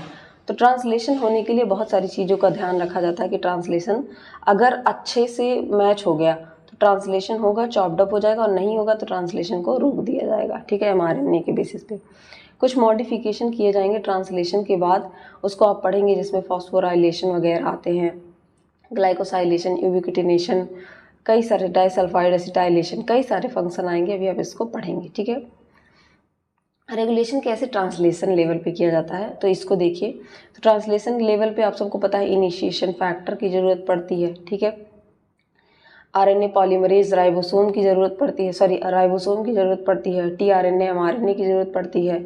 प्रोकैरियोट में साइन डेलगार्नो सीक्वेंस होना चाहिए और उसका उल्टा एंटी साइन डेलगार्नो सीक्वेंस होना चाहिए। ये आपका होना चाहिए एमआरएनए पे एंटी वाला, और साइन डेलगार्नो सीक्वेंस टीआरएनए पे, एमआरएनए पे साइन डेलगार्नो सीक्वेंस, टीआरएनए पे उसका उल्टा एंटी वाला साइन डेलगार्नो सीक्वेंस होना चाहिए, तभी इनका इनिशिएशन होगा, स्टार्ट होंगे। अगर ये सही से अटैच नहीं हुआ तो ये मार्क कहीं भी आपको दिखे पूरे बायोलॉजी में, इसका मतलब होता है किसी चीज़ को रोक देना, स्टॉप करना, या आपको हॉल्ट भी लिखा दिख सकता है, या इनहिबिट करना, कई सारे नामों से आपको दिख सकता है। तो अगर प्रॉपर इनका अटैचमेंट नहीं हुआ तो इनको स्टॉप कर दिया जाता है, या हॉल्ट, या क्या कर दिया जाता है, रोक दिया जाता है। यही काम यहाँ पे भी है कि अगर इनका सीक्वेंस अच्छे से नहीं हुआ तो इस प्रोसेस को, यहाँ तक तो हो गया सारी चीज़ें, अब जो फैक्टर्स आके लगते हैं, अगर इनिशिएशन फैक्टर भी अच्छे से नहीं आके लगा तो ये प्रोसेस रोक दिया जाएगा। यहाँ पे देखिए लिखा हुआ है कि if not appropriate start codon, if not initiator tRNA. अगर इनिशिएटर टीआरएनए नहीं है तो भी, यहाँ पे देखिए सब कुछ है लेकिन टीआरएनए ही नहीं है, मतलब ये जो टीआरएनए आपका आना था, जो आपका एंटी कोडॉन लेके आता, ये टीआरएनए यहाँ पे नहीं है, इस वजह से रोक दिया गया यहाँ पे। और यहाँ पे अप्रोप्रिएट क्या नहीं है, स्टार्ट कोडॉन नहीं है, इस वजह से इसको रोक दिया गया। तो होपफुली ये बात आपको समझ में आ गई होगी। अब एक एक करके देखते हैं रेगुलेशन के लिए किन किन चीज़ों की ज़रूरत होती है। इनिशिएशन फैक्टर की, अगर यूकैरियोट में बात करें तो इनिशिएशन फैक्टर क्या होता है, initiation factor, eukaryote initiation factors कई सारे होते हैं, मोस्टली 10 होते हैं, और यूकैरियोट में क्या होते हैं, IF1, IF2, ठीक, ये यहाँ पे होते हैं। यूकैरियोटिक इनिशिएशन में क्या होता है, ये बाइंड करेंगे mRNA के 5 प्राइम कैप से, और फिर वहाँ पे राइबोसोम आएगा और इनिशिएशन का मतलब ट्रांसलेशन का इनिशिएशन होगा, स्टार्ट होगा। रेगुलेशन जो होता है EIF1 एक्टिविटी का, ये रेट ऑफ प्रोटीन सिंथेसिस को, कितनी तेज़ी से होना है, कितने देरी से होना है, किसी चीज़ की रेट को, दर को, ये क्या करता है, इंश्योर करता है। तो होपफुली इनिशिएशन फैक्टर की बातें आपको समझ में आ गई होंगी। ट्रांसलेशन में उसके बाद ये सारी बातें मैंने आपको बहुत बार बताई हैं। ठीक है, अब आता है आपका RNA binding protein. RNA binding proteins क्या होता है, ये स्पेसिफिक सीक्वेंस है जिसमें आपका यूकैरियोट में कोजक सीक्वेंस होता है, और आपके प्रोकैरियोट में साइन डेलगार्नो सीक्वेंस होता है, उससे आके ये बाइंड होंगे। ठीक है, वैसे बेसिकली हम लोग जो ये मॉडिफिकेशन पढ़ते हैं ये यूकैरियोट के लेवल पे पढ़ते हैं, प्रोकैरियोट में हम लोग केवल ट्रांसक्रिप्शन के लेवल पे पढ़ते हैं, तो इसी वजह से यहाँ पे यूकैरियोट का दिया है। ठीक है, तो यहाँ पे क्या होता है कि आरएनए जो है बाइंड करता है स्पेसिफिक सीक्वेंस एमआरएनए पे, यूटीआरस पे, अनट्रांसलेटेड रीजन पे ये पाए जाते हैं, और रेगुलेट करता है इनिशिएशन और इलॉन्गेशन का, किसका, ट्रांसलेशन का, और ये प्रमोट करेंगे या इनहिबिट करेंगे ट्रांसलेशन को जैसी की ज़रूरत होगी। अगर सही सारी चीज़ की बाइंडिंग हुई है तो आगे प्रोसेस चलेगा, नहीं हुई है तो रोक दिया जाएगा, स्टॉप कर दिया जाएगा, हॉल्ट कर दिया जाएगा, या इनहिबिट कर दिया जाएगा। ठीक, इसका मतलब होता है इनहिबिट करना, रोक देना। ठीक, आरएनए आई, जिसको कि आरएनए इंटरफेरेंस भी कहते हैं, इसी चीज़ में यूज होते हैं। ये छोटे छोटे क्या होते हैं, mRNA, माइक्रो आरएनए या स्मॉल इंटरफेयरिंग आरएनए। इंटरफेरेंस से मतलब ये है कि रोकने का काम करेंगे, इंटरफेयर करेंगे आपके मैटर में। ठीक है, ये कॉम्प्लीमेंट्री सीक्वेंस जो होता है mRNA पे, मतलब ये mRNA है, इस पे AUG है, तो इसके कॉम्प्लीमेंट्री सीक्वेंस इस तरीके से आके बाइंड कर जाएंगे डिग्रेड कर देंगे एमआरएनए को, इनहिबिट कर देंगे। और ये पोस्ट ट्रांसक्रिप्शनल रेगुलेशन में हेल्प करते हैं। कैसे, देखिए इस तरीके से एमआरएनए है, यहाँ पे एमआईआरएनए अगर परफेक्टली मैच हो गया तो चॉप्ड अप हो जाएगा, मतलब ये टूट जाएगा। और एमआरएनए से अगर ये परफेक्टली मैच नहीं हुआ, छोटा सीक्वेंस होता है, तो ट्रांसलेशन नहीं होगा। यही बात यहाँ पे बताई गई, यही डायग्राम मैंने यहाँ पे भी दिया था। तो होपफुली आपको समझ में आ गया होगा इसका मतलब क्या होता है। तो ट्रांसक्रिप्शन के लेवल पे क्या क्या रेगुलेशन होता है, इनिशिएशन फैक्टर अच्छे से होना चाहिए, आरएनए की बाइंडिंग अच्छे से होनी चाहिए, आरएनए बाइंडिंग प्रोटीन अच्छे से होने चाहिए, फैक्टर्स सारे अच्छे से बाइंड होने चाहिए, और आरएनए आई, अगर ये सारी चीज़ें नहीं होती तो आरएनए आई के द्वारा इनको रोक दिया जाता है आरएनए इंटरफेरेंस के द्वारा, जो कि दो तरीके के होते हैं। एक होता है स्मॉल आरएनए और जिसको कि एमआईआरएनए कहते हैं, दूसरा होता है स्मॉल इंटरफेयरिंग आरएनए जिसको कि एसआईआरएनए कहते हैं। 1 और 2 एमआईआरएनए और एसआईआरएनए। ठीक, होपफुली दोनों चीज़ें आपको समझ में आ गई होंगी कि क्या कहा जा रहा है यहाँ पे। ठीक, बात करते हैं पोस्ट ट्रांसलेशनल मॉडिफिकेशन। मतलब पोस्ट ट्रांसलेशनल मॉडिफिकेशन कब होगा, जब इस तरीके से यहाँ पे क्या हो, ये प्रोसेस आगे बढ़े और इस तरीके से प्रोटीन बन जाए। ठीक है, अब प्रोटीन बनने के बाद इसमें कुछ मॉडिफिकेशन किए जाते हैं। वो मॉडिफिकेशन क्यों किए जाते हैं, ताकि प्रोटीन अच्छे से स्टेबल रहे, उसका इंटरैक्शन अच्छे से हो, सेल स्टेबिलिटी हो। ठीक है, उसका सेल के साथ इंटरैक्शन अच्छे से हो, ये सारी चीज़ें, उसकी एक्टिविटी अच्छी हो, सारी चीज़ें डिसाइड की जाती है। ठीक है, और ये इस तरीके का मॉडिफिकेशन इनमें किया जाता है। ये आपका राइबोसोम है। ठीक है, ये राइबोसोम था, राइबोसोम से आपका प्रोटीन बन गया। अब इस प्रोटीन को हम क्या करेंगे, मॉडिफाई करेंगे। ठीक है, ट्रांसक्रिप्शन हुआ, ट्रांसलेशन हुआ, प्रोटीन बन गया। प्रोटीन मॉडिफिकेशन में एक एक करके मैं बता देती हूँ। फॉस्फोराइलेशन, फॉस्फोराइलेशन में क्या होता है, ऐड किया जाता है इस तरीके से फॉस्फेट ग्रुप। काम अभी मैं बताऊंगी क्या होता है। ठीक है, पहले मैं बता दूं किस तरीके से। ग्लाइकोसाइलेशन में क्या होगा, इस तरीके से यहाँ पे ग्लाइकोसाइलेशन में ग्लाइकोजन ग्रुप ऐड किया जाएगा। यूबिक्यूटिनेशन, यहाँ पे यूबिक्यूटिन इस तरीके से एडिशन होगा। ठीक है, फिर आपका होता है डाइसल्फाइड बॉन्ड फॉर्मेशन, इस तरीके से डाइसल्फाइड बॉन्ड का फॉर्मेशन होगा, प्रोटीन से इस तरीके से डाइसल्फाइड बॉन्ड बनेगा। ठीक, एसिटाइलेशन में क्या होता है, एसिटाइल ग्रुप इस तरीके से एडिशन होगा, और यहाँ पे क्या होगा, मिथाइल ग्रुप इसी तरीके से, और हाइड्रोक्सिल ग्रुप। ठीक, इस तरीके से इनको मॉडिफाई किया जाता है। अब ये जब ऐड हो जाएंगे तो इनमें कुछ और चेंज आ जाएगा। अब ये एडिशन कहाँ पे होता है इसको समझिए थोड़ा सा, मैं जूम करती हूँ। फॉस्फोराइलेशन में क्या होता है, एडिशन होता है फॉस्फेट ग्रुप का अमीनो एसिड से। ठीक है, अमीनो एसिड से इस तरीके से प्रोटीन मिलके बना है, इसका एन टर्मिनल और सी टर्मिनल। ठीक है, तो इसके अमीनो एसिड रेजिड्यू से, किस अमीनो एसिड से, या तो वो सेरीन होगा, या तो थ्रियोनीन होगा, या टायरोसिन होगा। इस अमीनो एसिड से ये अटैच होगा, और किसकी हेल्प से, प्रोटीन काइनेज की हेल्प से। प्रोटीन काइनेज की हेल्प से यहाँ पे फॉस्फेट ग्रुप को इस तरीके से अटैच किया जाएगा, और ये फॉस्फेट ग्रुप या तो सेरीन, या तो थ्रियोनीन, या टायरोसिन अमीनो एसिड से ही अटैच होगा।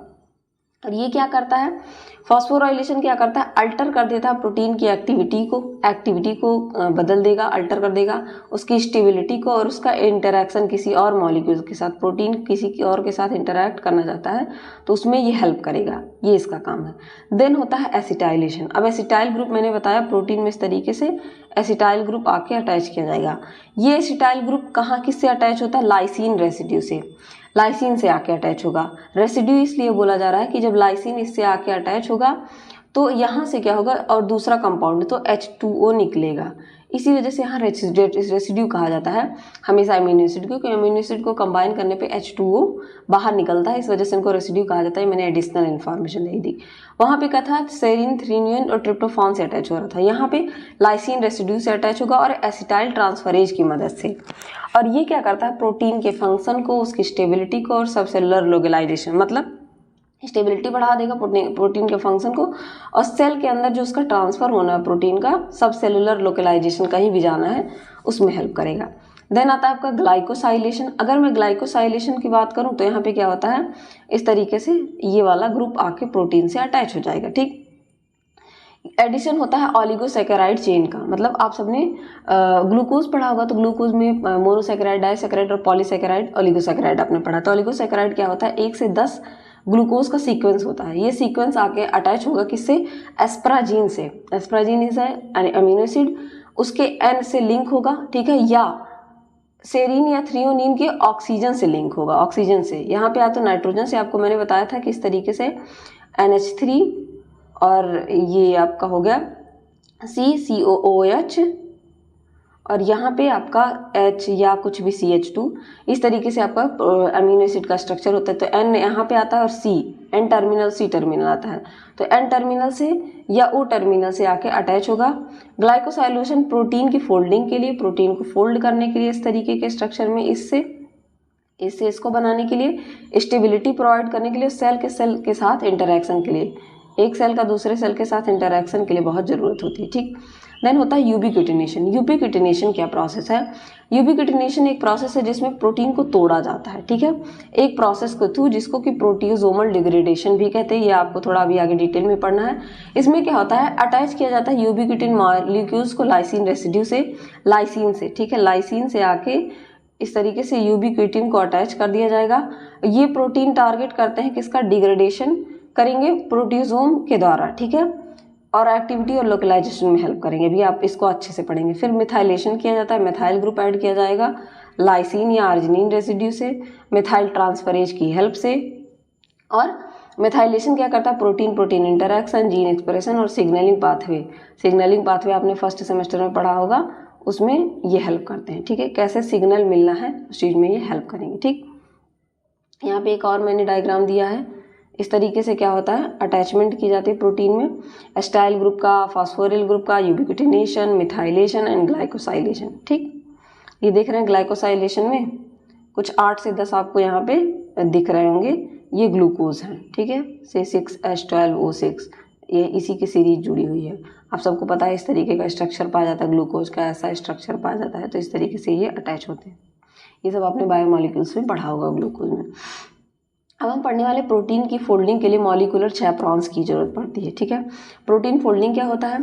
प्रोटीन फोल्डिंग एक अच्छा क्रिटिकल प्रोसेस है जहाँ पे सेल को न्यूली सिंथेसाइज्ड पॉलीपेप्टाइड चेन को फोल्ड करके, मतलब जो प्रोटीन बनता है तो इस तरीके से बनता है, इसको इस तरीके से फोल्ड करना होता है, ठीक है, 3 डायमेंशनल स्ट्रक्चर, 3D स्ट्रक्चर में, ठीक है। और ये काम होता है मॉलिक्यूलर चैपरॉन्स के। ये क्या होते हैं? क्लास ऑफ प्रोटीन होते हैं, प्रोटीन के कुछ क्लासेस होते हैं जो क्या करते हैं, मिस फोल्डिंग को प्रिवेंट करते हैं कि फोल्डिंग करेक्ट हो, ठीक है, और असेंबली और डिसअसेंबली में हेल्प करते हैं। अगर प्रोटीन को कहीं ज़रूरत है लगने की, असेंबल होने की, तो उसमें हेल्प करेंगे, और डिसअसेंबली में हेल्प करते हैं। ये रहा प्रोटीन का फोल्डिंग। प्रोटीन की सिंथेसिस हो गई। अभी प्रोटीन क्या है? अनफोल्डेड है, अभी प्रोटीन अनफोल्डेड है। ये आके चैपरॉन इस तरीके से इससे अटैच होंगे, इस तरीके से आके चैपरॉन इनका स्ट्रक्चर होता है, अटैच होंगे। यहाँ पे प्रोटीन इनके अंदर आएगा, ये प्रोटीन को फोल्ड करेंगे, और प्रोटीन फोल्ड हो जाएगा, डिसअसेंबली कर देंगे और रिमूव हो जाएंगे, ठीक। जब जरूरत होगी आके लगेंगे, फिर काम करके अपना बाहर निकल जाएंगे, ठीक। तो प्रोटीन की सिंथेसिस के बाद ये फोल्डिंग करने का काम करते हैं। मॉलिक्यूलर चैपरॉन्स जो होते हैं ये क्या करते हैं? बाइंड करते हैं अनफोल्डेड या पार्शियली फोल्डेड प्रोटीन को पॉलीपेप्टाइड चेन में, इम्प्रॉपर इंटरैक्शन और एग्रीगेशन से बचाते हैं, प्रॉपर फोल्डिंग करते हैं, करेक्ट फोल्डिंग करते हैं, फेवरेबल इन्वायरमेंट इनको प्रोवाइड करते हैं, नॉन प्रोडक्टिव इंटरैक्शन को रोकते हैं, ज़रूरत नहीं है तो इंटरैक्शन नहीं होगा। असेंबली और डिसअसेंबली मैंने बताया, आके अटैच होंगे, प्रोटीन की फोल्डिंग हो जाएगी और ये डिसअटैच हो जाएंगे, ठीक। ये जो चैपरॉन्स होते हैं मॉलिक्यूलर चैपरॉन्स, बेसिकली आप 3 पढ़ लीजिए, 3 टाइप के होते हैं। पहला हो गया आपका HSP70 फैमिली, सेकंड होता है HSP60 फैमिली। इस H का फॉर्म, HSP को मतलब क्या कहा जाता है, इसको आप समझ लीजिए, HSP को क्या कहा जाता है, लिख लीजिएगा आप, heat shock protein. Full form आप सबको जानने की बहुत ज़रूरत है। तो ये HSP heat shock protein 70, heat shock protein 60 और हीट शॉक प्रोटीन 90 फैमिली होती है। इनका सबका अलग अलग काम होता है, कुछ प्रोकैरियोट में कुछ यूकैरियोट में पाए जाते हैं। जैसे HSP70 का क्या काम होता है, ये हाइड्रोफोबिक रीजन में बाइंड करता है। हाइड्रोफोबिक का मतलब होता है, जो आप पढ़ेंगे सेल मेम्ब्रेन जो होती है वो क्या होती है, उसकी लिपिड जो पाया जाता है वो हाइड्रोफोबिक हो, मतलब वाटर में डिजॉल्व नहीं होता है, तो वहाँ पे उस रीजन पे बाइंड करेंगे।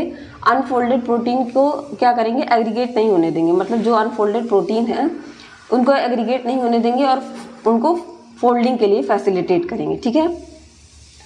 एटीपी डिपेंडेंट मतलब एटीपी की इसमें ज़रूरत होती है, एटीपी का हाइड्रोलिसिस होता है तभी ये काम होता है, मतलब एटीपी आके इनसे बाइंड होगा, चैपरॉन लगेंगे तब ये काम होगा, ठीक है। HSP60 क्या होता है, इसको चैपरोनिन फैमिली भी कहा जाता है।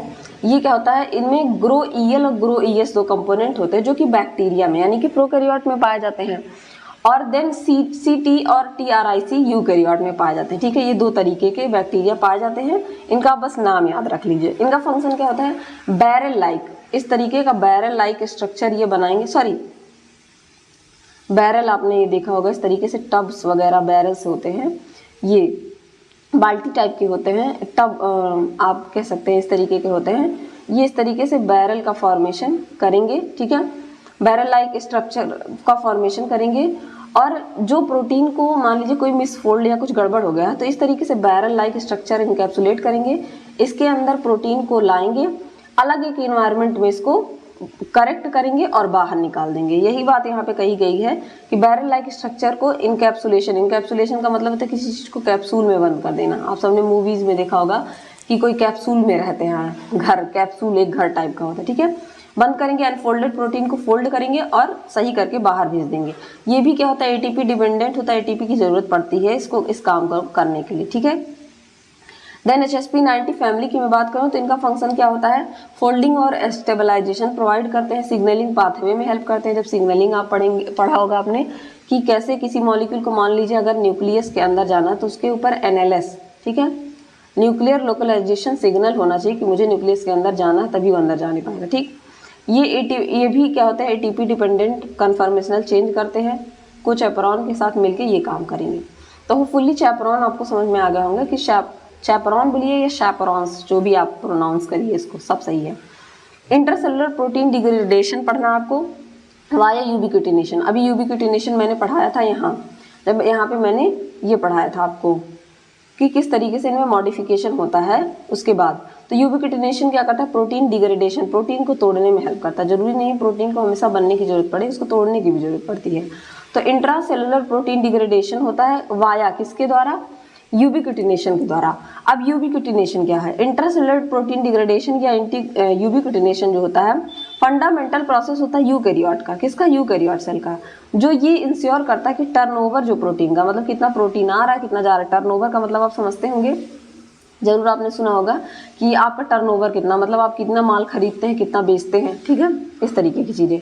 रेगुलेट करना सेलुलर प्रोसेस को, और प्रोटीन के अंदर होम्योस्टेसिस, मतलब प्रोटीन के अंदर सारी चीज़ें बैलेंस रहें। होम्योस्टेसिस का मतलब यही होता है कि आपके बॉडी के अंदर सारी चीज़ें बैलेंस में रहें, इस चीज़ को ये क्या करता है, इंश्योर करता है। इस तरीके का डिग्रेडेशन होता है। मान लीजिए ये प्रोटीन है, ठीक है, प्रोटीन से आके क्या होगा, यूबिक्विटिन इस तरीके से बाइंड होगा, जो कि कई टाइप का होता है, E1 E2 E3, इस तरीके से आके यूबिक्विटिन यहाँ से अटैच हो जाएगा। प्रोटियोसोम इस तरीके की एक मशीन होती है, इसके अंदर इसको भेजा जाएगा, इस तरीके से गया और ये इस तरीके से पेप्टाइड के फॉर्म में फिर ये टूट के बाहर आ जाएगा, इस तरीके का काम करता है, ठीक है। प्रोटियोसोमल डिग्रेडेशन की आप और बात करें तो क्या होता है, ये रहा आपका प्रोटियोसोम्स, जो कि क्या होता है, एक मशीनरी, अभी इसके बारे में आप पढ़ेंगे। इस तरीके से पाया जाता है, ऊपर ऐसे ढक्कन इसमें लगा होता है, ठीक है, नीचे भी ढक्कन लगा होता है, इस तरीके का मशीन होता है। अब ये क्या करेगा, यहाँ पे आपका जो यूबिक्विटिन है वो प्रोटीन से आके इस तरीके से अटैच होगा सबस्ट्रेट से, इसको इसके अंदर भेजा जाएगा और इस तरीके से तोड़ के इसको बाहर कर देगा। इसके टाइप वाइप सब पढ़ेंगे, काम आपको समझ में आ गया। यूबिक्विटिन अटैचमेंट क्या होता है, यूबिक्विटिन क्या होता है, स्मॉल प्रोटीन होता है जो कि कोवैलेंट बॉन्ड होते हैं। आपने केमिस्ट्री में इतना तो बेसिक पढ़ा होगा कि कोवैलेंट नॉन कोवैलेंट बॉन्ड होते हैं। कोवैलेंट बॉन्ड से अटैच होता है और टारगेट करता है प्रोटीन को जिसमें कई सारे एंजाइम आके अटैच होते हैं, ठीक है। यूबिक्विटिन लाइगेज लगता है अटैच करने के लिए, मतलब अगर ये प्रोटीन है, ठीक है, ये प्रोटीन है, इससे यूबिक्विटिन को अटैच होना है तो इसके लिए लाइगेज, आप सबको पता है, आप सबने रिकॉम्बिनेंट डीएनए टेक्नोलॉजी पढ़ा होगा, वहाँ भी लाइगेज क्या काम करता है, जोड़ने का काम करता है। तो यहाँ लाइगेज की जरूरत पड़ेगी और वो लाइगेज क्या होते हैं, कई टाइप के होते हैं, E1 E2 और E3, ठीक है। एंजाइम जो है लाइगेज E3 लाइगेज आके स्पेसिफिक साइट से प्रोटीन के बाइंड करेगा और यूबिक्विटिन E2 क्या करेगा, कॉन्जुगेट करेगा एंजाइम को लाइसिन रेसिड्यू से। कहाँ पे, लाइसिन रेसिड्यू से, प्रोटीन के लाइसिन रेसिड्यू से, इस तरीके से।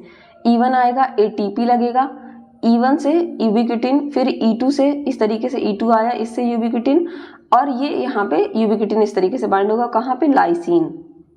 लाइसिन जो अमीनो एसिड है, पूरे इसमें प्रोटीन में इस तरीके से अमीनो एसिड भरे हुए हैं, इस तरीके से लाइसिन से आके ये बाइंड होगा, ठीक है, और अपना परफॉर्म करेगा। यूबिक्विटिन चेन का फॉर्मेशन होता है, चेन का फॉर्मेशन आपने देखा, ये इस तरीके से पूरी चेन बनती चली जाती है, यहाँ पे चेन का फॉर्मेशन होगा, कई सारे यूबिक्विटिन अटैच होंगे प्रोटीन सिंगल मॉलिक्यूल से, मोनो यूबिक्विटिनेशन और पॉली यूबिक्विटिनेशन, ठीक है, लाइसिन रेसिड्यू से आके अटैच होंगे। डिफरेंट टाइप के यूबिक्विटिन लाइगेज पाए जाते हैं, जैसे K48, K63, ये डिफरेंट फंक्शन और आउटकम को काम करते हैं, ठीक है। रिकॉग्निशन होगा प्रोटियोसोम्स का। अब प्रोटियोसोम क्या करते हैं, ये पॉली यूबिक्विटिनेटेड प्रोटीन है, यानी कि इस तरीके से जहाँ पे यूबिक्विटिन अटैच हो गया उसको रिकॉग्नाइज करेंगे और ये प्रोटियोसोम आके बाइंड होगा उससे। लार्ज मल्टी सब यूनिट प्रोटीन कॉम्प्लेक्स है जो कि प्रोटीन को तोड़ने में हेल्प करता है साइटोप्लाज्म और न्यूक्लियस में, ठीक है। जो प्रोटियोसोम्स होते हैं वो अनफोल्ड करते हैं टारगेट प्रोटीन को, ट्रांसलोकेट करते हैं सेंट्रल चैम्बर में और प्रोटियोलिसिस करते हैं। मतलब ये क्या करेंगे, अपने इसको लेंगे, इसको अपने अंदर डालेंगे, ट्रांसलोकेट करेंगे, तोड़ के बाहर कर देंगे, ठीक है। होपफुली इतना प्रोसेस आपको समझ में आ गया कि क्या क्या हुआ प्रोटियोसोमल डिग्रेडेशन में। अब थोड़ा सा प्रोटियोसोम समझ लीजिए कि क्या होता है। ये जो प्रोटियोसोम होता है ना, ये प्रोटियोसोमल स्ट्रक्चर क्या होता है, proteasome 20S core protein particle capped at 1 और both and 90S regulatory protein से मिलकर बना होता है, ठीक है। इस तरीके से 26 का होता है, इस पे 90 का कैप और 90 का कैप इस तरीके से लगा होता है। यही बात यहाँ पे बोली गई है। ये 20S कोर पार्टिकल, कोर जो इसका ये वाला पार्टिकल है, इस तरीके से आप देख पा रहे हैं, वो 20S होता है और कैपिंग इस पे 90S की इस तरीके से पाई जाती है और ये 26S प्रोटियोसोम बनाता है।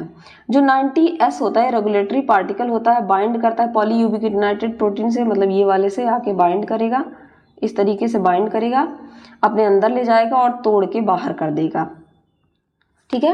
अनफोल्ड करता है, मतलब इस तरीके से ये फोल्डिंग रहती है प्रोटीन की, उसको इस तरीके से सीधा करेगा और तोड़ के बाहर कर देगा, ठीक। यही बात यहाँ पे बोली गई है। डिग्रेडेशन प्रोसेस की अगर मैं बात करूँ तो एक बार जब inside the proteasome the small unfolded protein is cleaved into small peptide by proteolytic enzyme activity 20S core particle, इस 20S के द्वारा अंदर जाएगा और तोड़ के बाहर कर दिया जाएगा।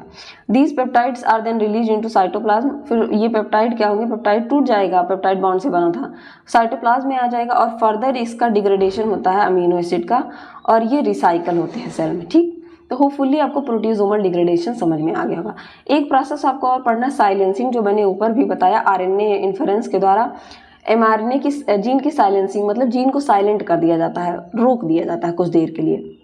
ये पोस्ट ट्रांसक्रिप्शनल के बाद होता है, यूकैरियोट सेल में होता है। इसमें स्मॉल आरएनए मॉलिक्यूल्स लगते हैं जिसमें कि प्राइमरली mRNA जिसको माइक्रो आरएनए कह रहे हैं और siRNA का यूज किया जाता है। ये साइलेंसिंग को क्या करते हैं, mRNA टारगेट mRNA से जाके बाइंड होंगे, उनको डिग्रेड करेंगे या रिप्रेस कर देंगे। मतलब जब भी जरूरत पड़ेगी तो क्या करेंगे, इस तरीके से टारगेट mRNA है, इससे आके ये स्मॉल miRNA स्टार लगा है siRNA इस तरीके से आके बाइंड होगा और इसको रोक देगा। इसमें कुछ चीजें लगती हैं, जैसे ये डबल स्टैंडर्ड RNA है, उसे shRNA डाइसर आके लगेगा, ठीक है। ये डुप्लेक्स को इस तरीके से बनाएगा, फॉर्मेशन ऑफ रिस्क प्रोटीन होगा, ये रिस्क आएगा, इससे बाइंड होगा, फिर siRNA बाइंड होगा और इसको साइलेंस कर देगा, ठीक है, साइलेंट कर देगा। इसकी जब ज़रूरत होती है, कभी कभी प्रोटीन को ना बनाने की कोई गड़बड़ी हो गई प्रोटीन में, तो इसको साइलेंट कर दिया जाता है, ठीक। टारगेट और रिकॉग्निशन साइलेंसिंग का कैसे होता है, गाइड जो होता है स्ट्रैंड ऑफ miRNA या siRNA, वो रिस्क को डायरेक्ट करता है कि वो कॉम्प्लीमेंट्री सीक्वेंस से, मतलब mRNA का ये सीक्वेंस आप सबको मैंने बताया AUG, ये इसका कॉम्प्लीमेंट्री सीक्वेंस है, ये इससे गाइड करेगा कि यहाँ पे जाके तुम बाइंड करो। ये प्राइमरली 3' UTR रीजन पे, अनट्रांसलेटेड रीजन पे आके बाइंड होता है। Binding of risk target mRNA can lead, जब बाइंड हो जाएगा तो फिर वो क्या करेगा, वो कहेगा कि जाओ mRNA डिग्रेड करो। ये क्लीवेज ऑफ mRNA करेगा बाई आर्गोनेट विथ प्रोटीन, प्रोटीन के साथ ये आर्गेनेट होगा और डिग्रेडेशन हो जाएगा mRNA का, या ट्रांसलेशन रिपरेशन हो जाएगा, या इनहिबिट कर देगा ट्रांसलेशन को, इनिशिएशन इलांगेशन को, और प्रोटीन की सिंथेसिस नहीं होने देगा। इसी वजह से इसका साइलेंसिंग किया जाता है कि प्रोटीन की सिंथेसिस ना हो, अभी ज़रूरत नहीं है। ठीक है, तो टारगेट mRNA आके टारगेट से बाइंड करेगा, क्लीवेज होगा और ये आके यहाँ पे रुक जाएगा या यहाँ पे साइलेंट कर दिया जाएगा इसको कि काम ना हो। तो होपफुली आपको ये प्रोसेस समझ में आया होगा कि ट्रांसलेशन क्यों होता है। अब रेगुलेशन और जीन एक्सप्रेशन क्यों किया जाता है, इसकी जरूरत क्यों पड़ती है, तो RNAi प्ले करता है क्रूशियल रोल, मतलब इंपॉर्टेंट रोल प्ले करता है जीन के रेगुलेशन और एक्सप्रेशन में। ये कंट्रोल करता है स्टेबिलिटी ऑफ mRNA के ट्रांसलेशन के, स्टेबिलिटी को उसको कंट्रोल करेगा। ठीक है, कि अगर जरूरत नहीं है तो ना बने। ठीक, और ये परफेक्शन को शो करता है कि जीन जो मतलब जो उसके साथ काम होना है, जैसे कोई डेवलपमेंटल सिग्नल है, इन्वायरमेंटल में चेंज है, कोई सिग्नलिंग पाथवे है, तो ये सारी चीज़ों पे वो इनेबल करेगा कि वो काम अच्छे से हो। ठीक है, ये डिफेंस अगेंस्ट वायरल इन्फेक्शन, मान लीजिए आपको कोई वायरल इन्फेक्शन हो गया तो RNAi जो है इनेट इम्यूनिटी भी प्रोवाइड करता है वायरल इन्फेक्शन के द्वारा। ये वायरल mRNA को क्या करेगा, तोड़ देगा। ठीक है, तो ये देख रहे हैं आप कितनी ज़्यादा हेल्प कर। मान लीजिए आपको कोई वायरल mRNA, मतलब किसी वायरस का mRNA, जैसे आपने कोरोना वायरस से तो आप सभी जानते होंगे कोरोना वायरस का mRNA है, तो RNAi क्या करता है हमारी बॉडी में एज अ डिफेंस मैकेनिज्म, मतलब हमारे सुरक्षा गार्ड, प्रोटेक्शन की तरह वर्क करता है। वो उसका जो mRNA आएगा वो मेरी बॉडी में ना बनने पाए, क्योंकि अगर कोरोना का mRNA बन जाता था तभी तो हमें क्या हो रहा था, इतना ज़्यादा इन्फेक्शन हो रहा था, इतनी जल्दी से इन्फेक्शन हो रहा था। और सबको पता है कि RNA कितना अनस्टेबल है, इसी वजह से DNA as a genetic material use होता है, क्योंकि उसमें स्टेबिलिटी पाई जाती है, उसमें मॉडिफिकेशन किए जाते हैं। हमेशा mRNA में मॉडिफिकेशन किया जाता है कि उसको स्टेबल रखा जाए, थोड़ा शांत रखा जाए। तो इसी वजह से ये रोकता है कि कोई भी अनदर जो है पार्टिकल, फॉरेन पार्टिकल, बाहर से कोई वायरल इन्फेक्शन हम लोग को आके इन्फेक्ट ना करे। तो होपफुली आपको ये सारी बातें समझ में आ गई होंगी कि एक क्विक रिवीजन आप ले लीजिए कि हमने क्या क्या पढ़ा। बहुत सारी चीज़ें हो गई। तो हमने रेगुलेशन जीन एक्सप्रेशन का पढ़ा इसके पहले लेक्चर में, प्रोकैरियोट और यूकैरियोट में किस तरीके से होता है, सारी चीज़ें आपने पढ़ी। ठीक है, फिर हमने क्या पढ़ा, ट्रांसलेशन के लेवल पे रेगुलेशन कैसे होता है, सारी चीज़ें हमने पढ़ी। Initiation factor, RNA binding protein, RNA inference की जरूरत पड़ती है। ठीक है, देन हमने पोस्ट ट्रांसलेशन मॉडिफिकेशन पढ़ा, जिसमें फॉस्फोराइलेशन, एसिटाइलेशन, ग्लाइकोसाइलेशन, यूबिक्विटिनेशन पढ़ा। ठीक है, फिर प्रोटीन फोल्डिंग पढ़ी हमने मॉलिक्यूलर चैपरॉन्स की वजह से, उसके टाइप पढ़े, किस तरीके से चैपरॉन का काम क्या होता है, उसकी टाइप पढ़े, 70, 60 और 90 टाइप के होते हैं। HSP जिसको कि हीट शॉक प्रोटीन कहते हैं। इंट्रासेलुलर प्रोटीन डिग्रेडेशन पढ़ा, यूबिक्विटिन की मदद से क्या यूबिक्विटिन काम करता है, प्रोटियोजोम क्या होता है। प्रोटियोजोम एक मशीनरी है जो 26S टाइप की होती है, जिसमें कोर प्रोटीन 20S होता है और ऊपर की कैप जो होती है वो 19S टाइप की होती है। फिर हमने साइलेंसिंग पढ़ा, किस तरीके से साइलेंसिंग होती है, साइलेंसिंग की जरूरत क्यों पड़ती है, ये सब हमने पढ़ा। तो फुली ये सारी बातें आपको समझ में आ गई होंगी कि आज के लेक्चर में हमें बेसिकली जीन के रेगुलेशन के बारे में पढ़ना था कि जीन का रेगुलेशन किस तरीके से होता है, और ये जीन का रेगुलेशन आपको बहुत अच्छे से तरीके से समझ में आया होगा। अगर कोई आपको प्रॉब्लम होती है तो आप हमें कमेंट सेक्शन में या हमारे इंस्टाग्राम, टेलीग्राम चैनल पर बता सकते हैं। तब तक के लिए पढ़ते रहिए, बढ़ते रहिए। Thank you everyone.